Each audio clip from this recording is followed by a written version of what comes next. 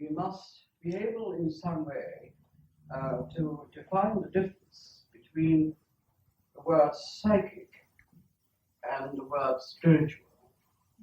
And the word when it means psychic now to when you are a medium.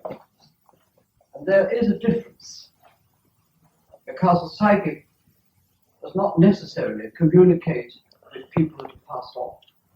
It belongs to the person or individual that develops the awareness of happenings and is conscious of that sort of experience with people that you sense, and you also know that certain things are going to happen. But usually the psychic is unaware of spirit forms or spirit contact. It's one of the great dangers we have in spiritualism, that we do not define the difference sufficiently for people to know when they're listening to a medium, whether they're using what we call the psychic level to the higher level. And I think if we put psychic levels and leave out the word consciousness because it's rather worrying me, I think then we'll be able to probably get somewhere. Because it is important always that mediums do stress the difference, so that people coming into our lectures and to our demonstrations do not confuse the work of a medium with the work of a psychic. Now, that doesn't mean to say that a medium is not a psychic, because you can't be a medium unless you are psychic. But then everybody is psychic. There's not a person born in this world that is not psychic. But yet you cannot say that every person born is going to be a medium, because there is a difference. And that is why we have to try all the time to explain to you what the difference is. I hope that at least some of you will go away perhaps realizing there is a difference. I hope that we have time to be able to make it more clear to you. Well, now, let us first of all get down to what the idea of spiritualism is first of all. Because if you are perhaps coming here for the first time and you are wanting to know a little bit about it and what this particular thing means, we must start off first by saying, well, what is spiritualism offering?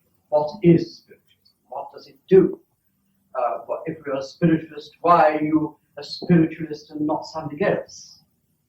Well, spiritualism says that you are first of all spirit here and now, that the power of God is flowing through you.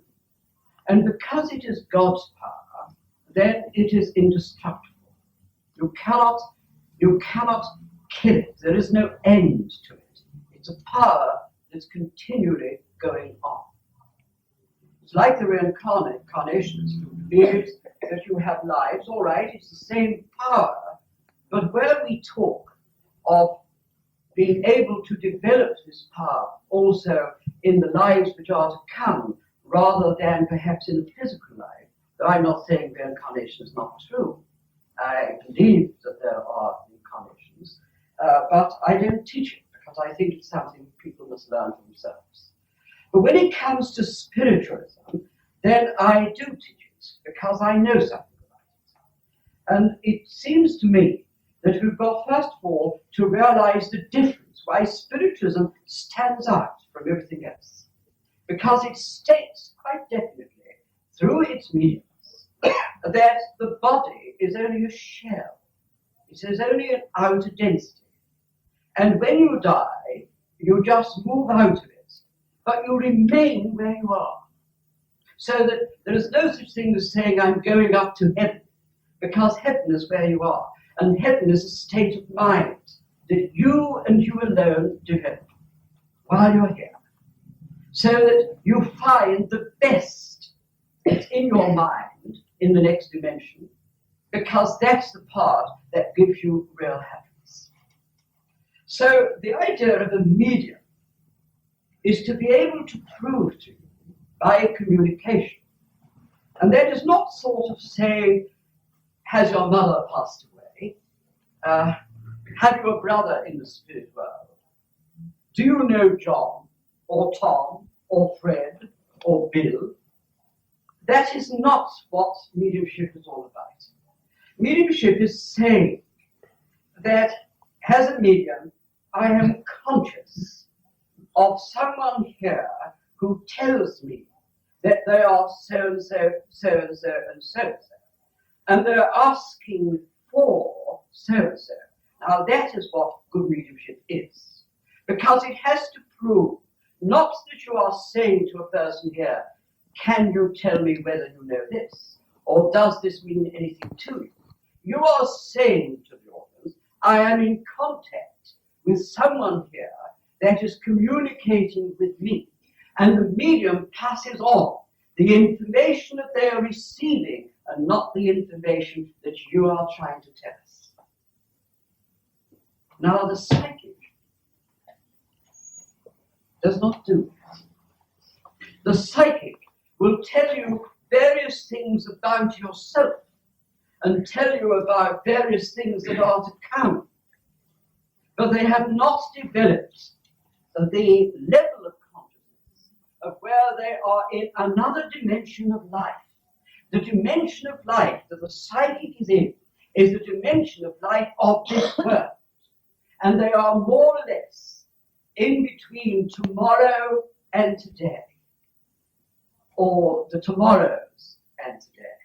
Whereas the medium is in contact with another dimension of life entirely separated from this world, even though it belongs to it still, but on the etheric level. And you must keep that in your mind. Because if you don't, then you'll never find the true answers that spiritualism tries to open up. I'll give you a case of this that has happened only today, where a person wanted to see me on a matter. And they came and I spoke to them. And they said, I said, will you just let me have, first of all, an article so I can pick up psychically what it is you want to see me about.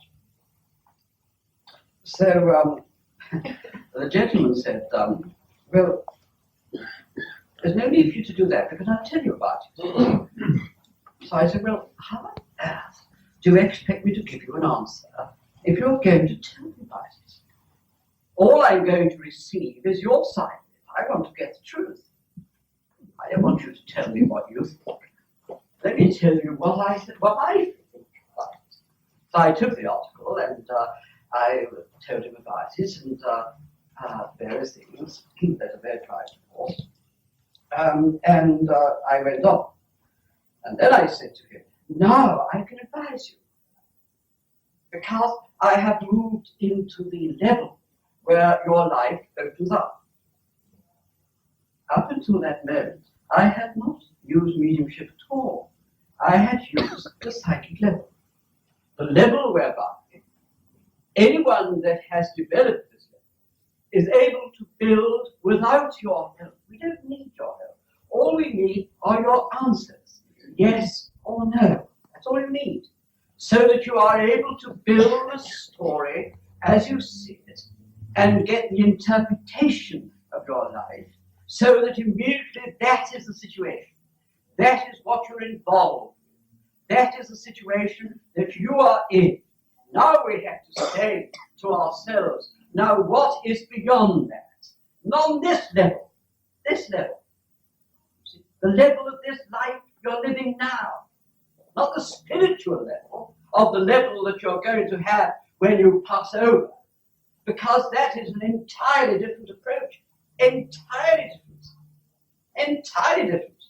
If our job as psychics was psychic all the time, good gracious, we could take hundreds of sitters per day. Because it's the easiest level of all.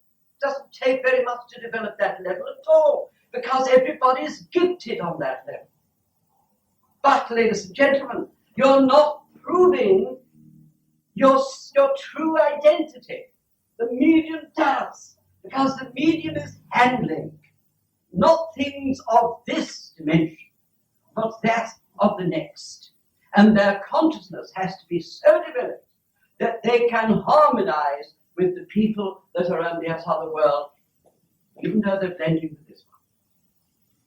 So, we need both. No medium can say, oh, I don't touch the psychic level. I do not touch this, and I'm not material. Don't be silly. You cannot help people unless you touch the material life.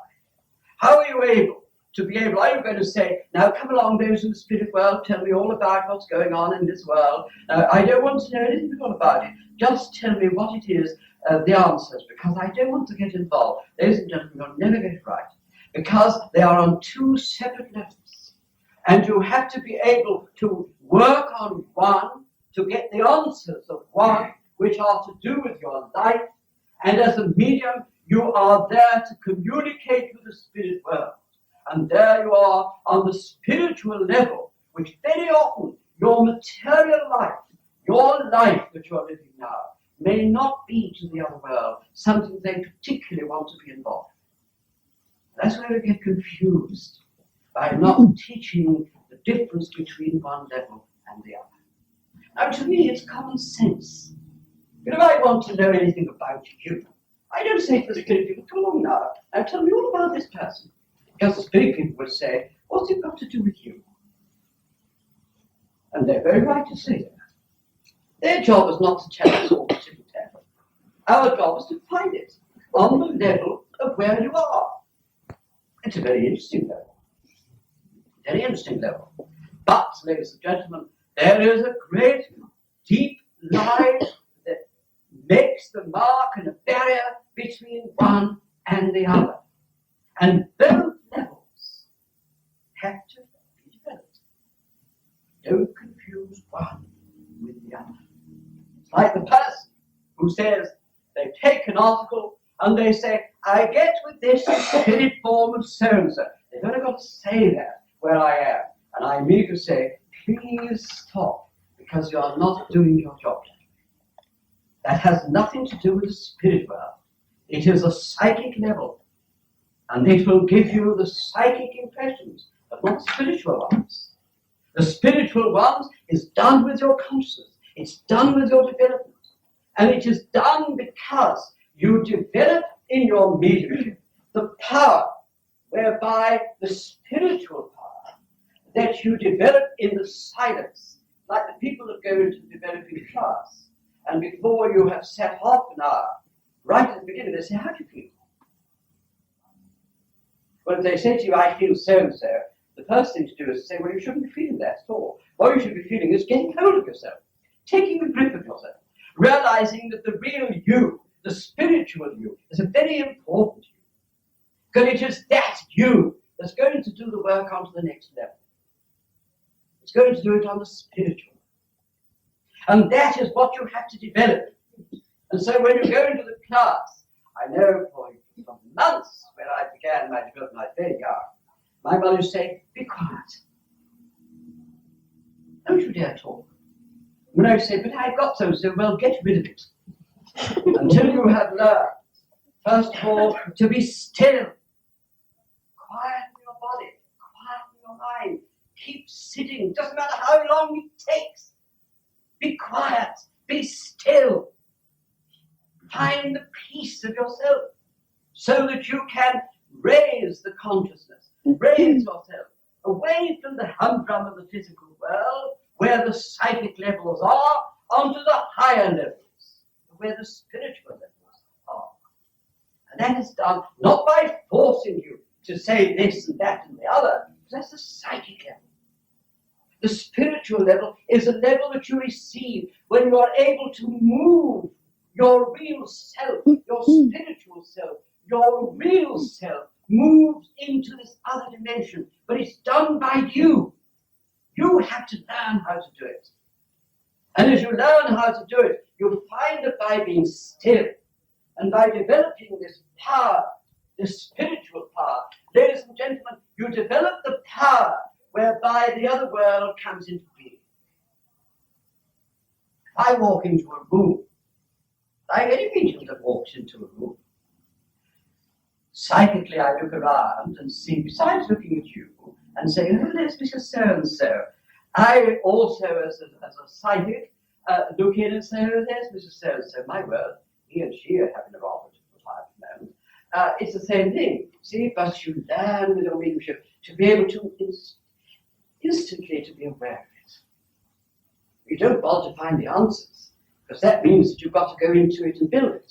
But I can also go into a room like other mediums, and there you go in with your mind, you say, what a lovely room this is. There's such a lot of spirit people here. You don't go around and say, oh, there's such a lot of spirit people here as well. Your other self knows it, and it's your other self that is aware of it. And only when you want to be able to talk about it, do you bring it down to the level of where you discuss it. But because you don't discuss it, doesn't mean to say that you haven't the awareness of it, because the awareness is in your consciousness. And you are able to hold it there. And when you have once reached it, then all you have to do when you want to awaken it again is to do precisely that. Provide the energies, provide the spiritual force, provide the power whereby this other world comes to life. So, ladies and gentlemen, remember that if you want to develop leadership, for heaven's sake, remember that there are levels whereby that we touch the psychic level of which we all need. But for heaven's sake, don't stay there. What is wrong with spiritualism today is that we have more psychics than what we've got mediums. And instead of having what I call a sitting, which is a sitting of mediumship, we're getting a sitting that you can go to the nearest clairvoyant or the nearest crystal gazer or the nearest tarot reader, and you get the same thing. That is not a sitting of mediumship. A sitting of mediumship is exactly what it says. It is where you meet spiritually. And on that level, there opens up the spirit world. And you are able to communicate with the spirit world, and so you build the power of the spirit world and heaven around you.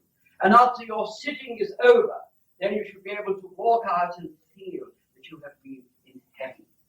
That's precisely what the medium does. The medium builds a heaven for you. And in those moments, then you are spiritually involved where heaven is, because you have been taken to that particular level of consciousness of where this other world is. It's a medium's job. The other thing is we mediums are always in heaven. Good gracious, of course we're not. You want to have a few sitters, you'll soon find you're done. Because immediately, I mean, no matter how people come, you will have a person say, I really want, and you say, well, is it important? And they will say, oh yes. And then immediately you start, instinctively, this person doesn't want me to tell them about the spirit world. They come here to find out about so-and-so, so-and-so, and so-and-so. All right, well, I'll deal with it. And if during the sitting you say, well, I get the feeling here the presence of your mother. And she is very close to you. But the mother's been dead years. No, it can't be your mother. She's been dead years. They don't know until you gradually have to explain, because they think all mediums are just clairvoyants like everybody else. And isn't it true, if you say to a person, for example, that you're a spiritualist, the first thing they say to you is, but can you tell me something? They think, well, because you're a spiritualist, you happen to be clairvoyant or a psychic, and you're able to tell them something. They don't realize that there are millions, well, everybody's a spiritualist, whether they like it or whether they don't. You might call yourself a Baptist or whatever you want to call yourself. You're still a spiritualist. Oh, not by name. The name doesn't matter. It's what spiritualism is. And you are a spiritualist. You've no need to call yourself one. So there's nothing you can do about it. Because, ladies and gentlemen, you are going to fulfill the laws of which spiritualism proves to you, whether you want to or not.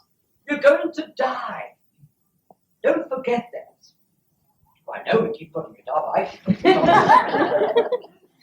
But, ladies and gentlemen, it's going to happen.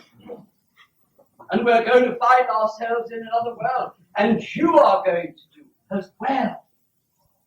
And it's no use sort of keep putting it off and saying you're frightened of this or afraid of that or you can't have this. Ladies and gentlemen, the time will come when you'll realize it is true, because there is another you, a real you, that the spiritualist must prove to you, so that you can live this life properly and correctly. But don't be confused between the things that do not apply to the spiritual laws. They must apply to the spiritual laws, so you can live in harmony with yourself. Or else you're not in harmony with yourself. And if you're not in harmony with yourself, you're not in harmony with life. That's why there's so much unhappiness in the world. Because people are trying to be what they're not. And people are being taught things that are not going to happen. The things that are going to happen are the natural things that are going to happen, of which our prophets and our seers and our mediums throughout history have been telling us about. And that is it. I must tell you of a person. And she asked to see me. She was passing away. And I had known her quite a long time. And she had taken our meetings in our churches, and she was very well known clairvoyant. People went and had consulted, and she did some excellent work. And when I went to sit by her bedside, and I said to her, well, you know that you're very ill. Oh, yes, I know that. And I said, I can't do very much for you, but I will do what you want me to do. She says, well, the first thing is I don't want to die because I don't know where I'm going. And I said, come on. I said, you've been demonstrating from our platforms for a long time. Demonstrating that I haven't seen a spirit in my life. That if I had done, I'd have died on the spot. I'm terrified of it. Now, ladies and gentlemen, what I'm saying is, there is someone that was accepted as a clairvoyant, accepted as a spiritualist, and actually demonstrated on our platform, and given people all kinds of things that she'd experienced. But because she had not experienced it, she couldn't believe it. And she only wanted me to go along to convince her that there was another life, and she'd been doing it for years. Until the time comes when the real change is there. And ladies and gentlemen, the question we have to ask always is it true? The psychic cannot tell you, and the psychic knows nothing about it, but the medium does. Now, what do you want? Tuning into the psychic levels of consciousness. Ladies and gentlemen, if that's what you want, I'll show you how to do it. But don't come to me and ask me about the other world, because if you want that, then it is not the level of the psychic. It is taking that sensitive part of you a step beyond this world and learning how to keep your body here, but allowing your mind to move on to spiritual levels that are beyond this level, and providing the means for this other world to come to life. One or two here, I know, in Israel, with myself, and quite a lot of us went. We had a nice time, one or two here. Well, we were going on a bus to Jerusalem, and I sat with a young man named Andrew Rowe on the bus. This was not the one that we were going on with everybody else. It was one that we decided to go on our own. and we were sitting very nicely, and all at once I had a most peculiar sensation and experience. And Andrew, who's not here tonight, but will be here next week, said to me, "Are you all right?" And I said, "You know, Andrew, it's rather strange, but all these trees that are here, they've all changed to people. And I can see every tree a person. And the fir trees, of which there were dotted about fir trees, I said, I see a child."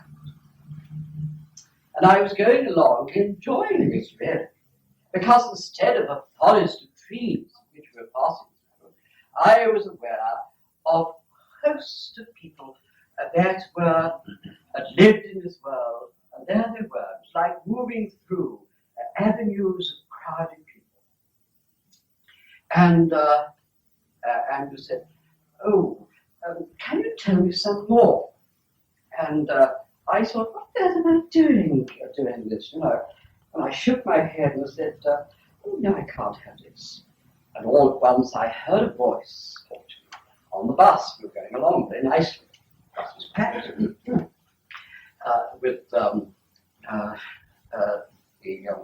it is where it is. And all at once I felt something in a voice say to me, I lived here, and I passed away here. And along this road, you'll find part of a truck, and it's been painted. And it is to the memory of me and others that died here. We hadn't got here. So I said to Andrew, "There's something along this road that I must look for.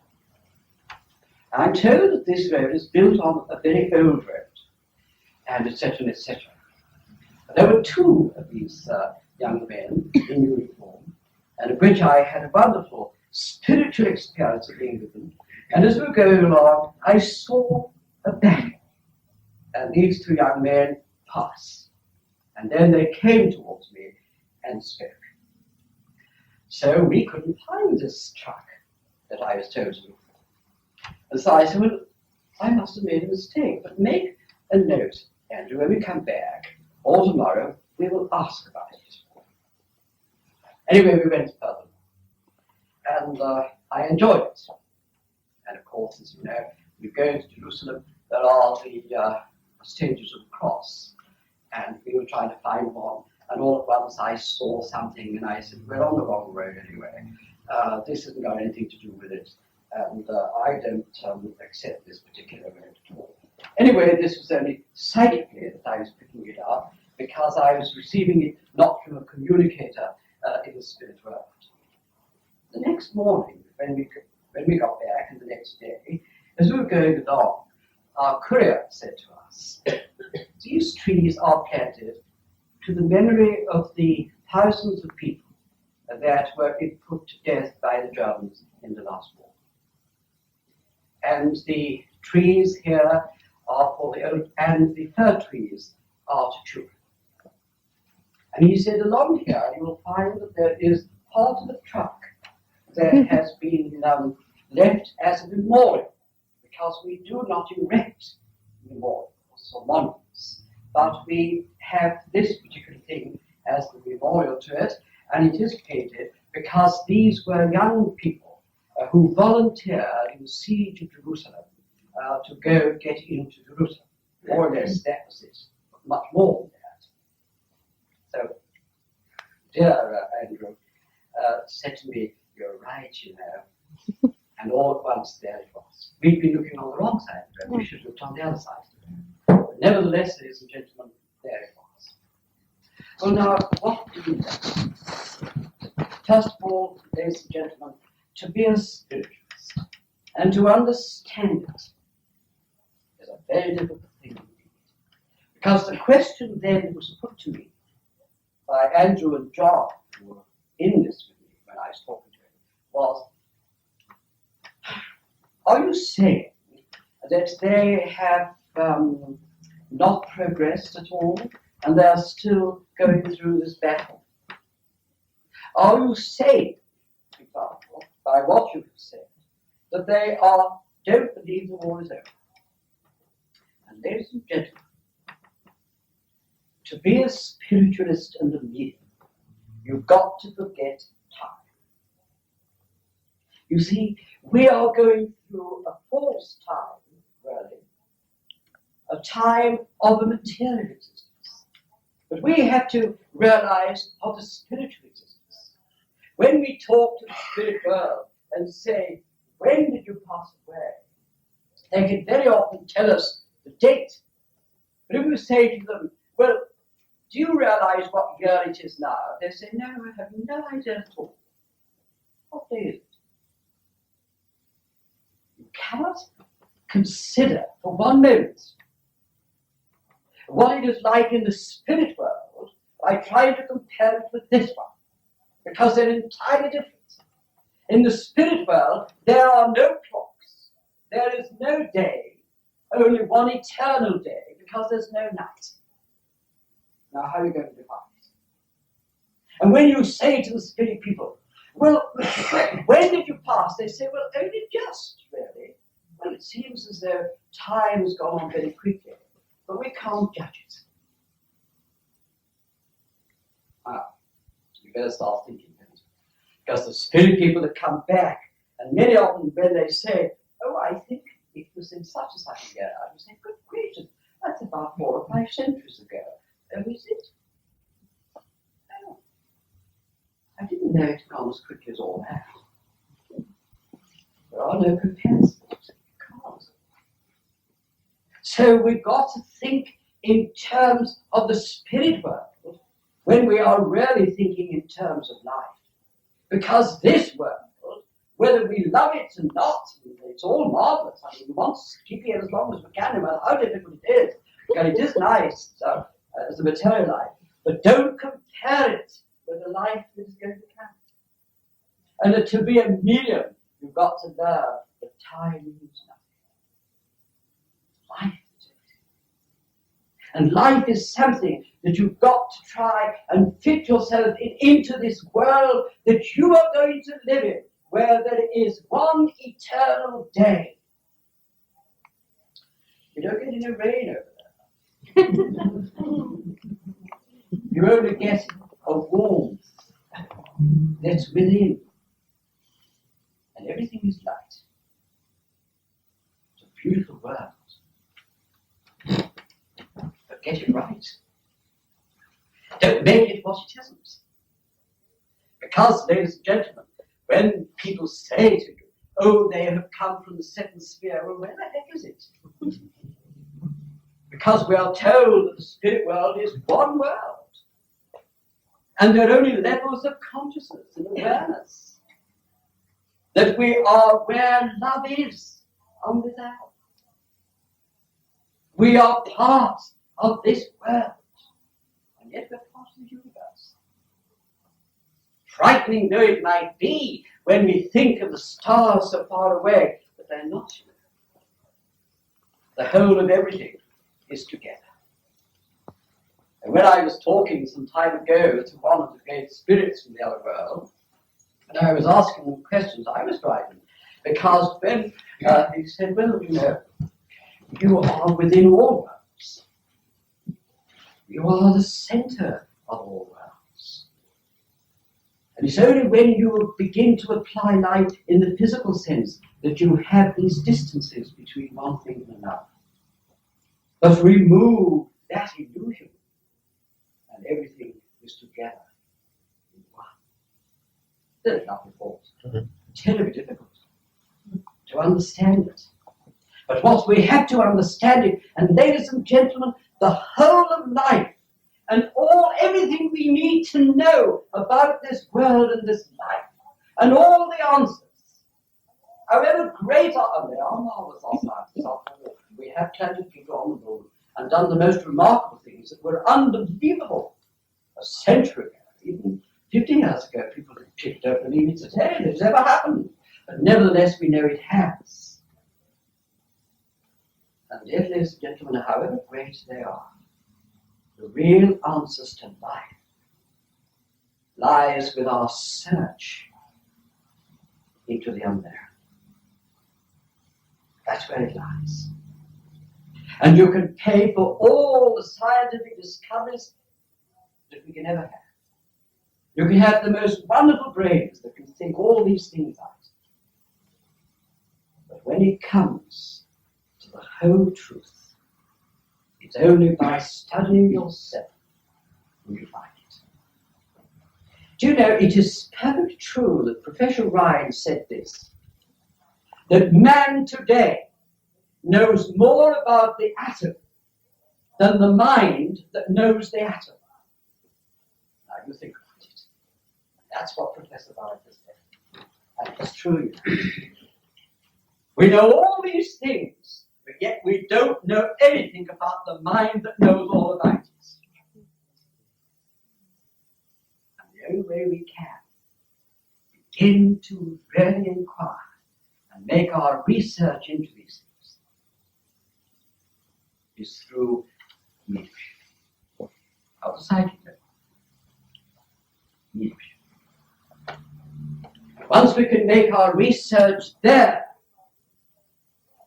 then we have found some truth, not all truth, but some truth. So, ladies and gentlemen, you can both see how very nervous I was when I saw that as my title.